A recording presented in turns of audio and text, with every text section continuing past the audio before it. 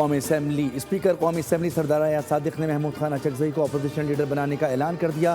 عامر ڈوگر سے ملاقات کے بعد نوٹیفیکیشن جاری کر دیا گیا۔ نوٹیفیکیشن کے مطابق قومی اسمبلی بزنس رولز کے تحت اپوزیشن لیڈر کی تقرری 16 جنوری 2026 سے نافذ العمل ہوگی۔ اپوزیشن لیڈر کا عہدہ 9 مئی کیس میں عمر ایوب خان کی نااہلی کے بعد خالی ہوا تھا۔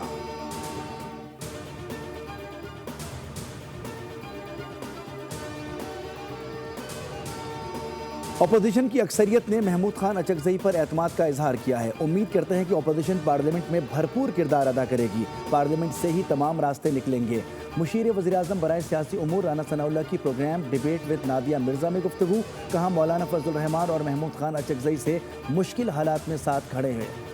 ہم نے دونوں کے کردار کو کبھی نہیں بھلایا۔ وزیراعظم بات کرنا چاہتے ہیں، بانی پی ٹی آئی بیٹھنے کے لیے تیار نہیں۔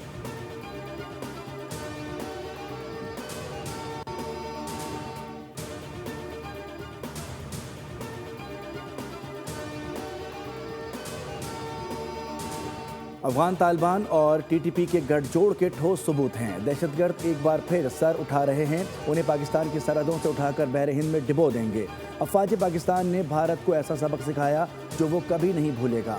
مارکہ حق میں پاکستان نے بھارت کو شکست فاش دی۔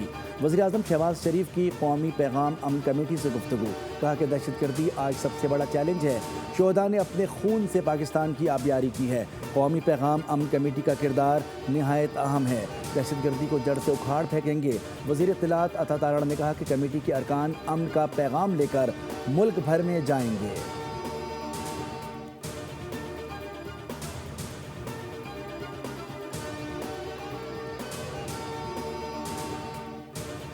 محمود خان اچکزئی کا بطور اپوزیشن لیڈر تقرر نواز شریف نے کرایا۔ محمود خان اچکزئی نے نواز شریف سے براہ راست رابطہ کیا تھا۔ سینیٹر کامران مرتضیٰ ایڈوکیٹ کا دعویٰ۔ کہا کہ نواز شریف نے اپنا غصہ نکالنے کے لیے محمود خان اچکزئی کا نوٹیفیکیشن کروایا۔ یہ اقدام آنے والے دنوں میں وسیع تر میثاق جمہوریت کی بنیاد بن سکتا ہے۔ قومی اسمبلی کی طرح سینٹ میں بھی اپوزیشن لیڈر کا تقرر ہونا چاہیے۔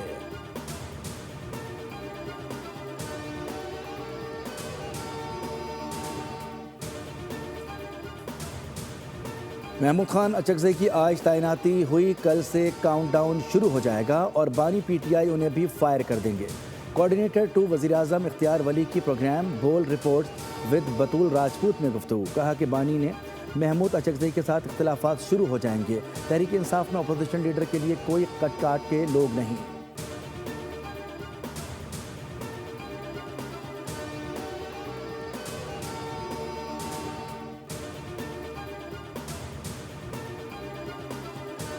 بلوچ قوم کا نعرہ لگانے والے اب بینک ڈکیت بن چکے ہیں۔ بلوچ کو لا حاصل جنگ کی طرف دھکیلا جا رہا ہے۔ وزیر اعلیٰ بلوچستان سرفراز بگٹی کی پریس کانفرنس۔ کہا ماضی میں بلوچستان کی ہائی ویز 7 سے 10 دن تک بند ہوتی تھی، آج بلوچستان کی کوئی ہائی وے 7 منٹ بند نہیں ہوتی۔ خاران میں بینک لوٹنے کی کوشش ناکام بنا دی گئی۔ کارروائی میں ایک کرنل اور ایک میجر زخمی ہوئے۔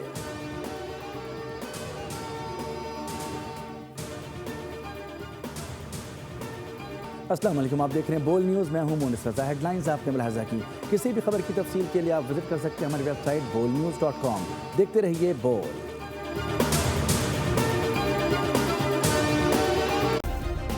سبسکرائب کریں اور بیل دبائیں تاکہ کوئی خبر رہ نہ جائے۔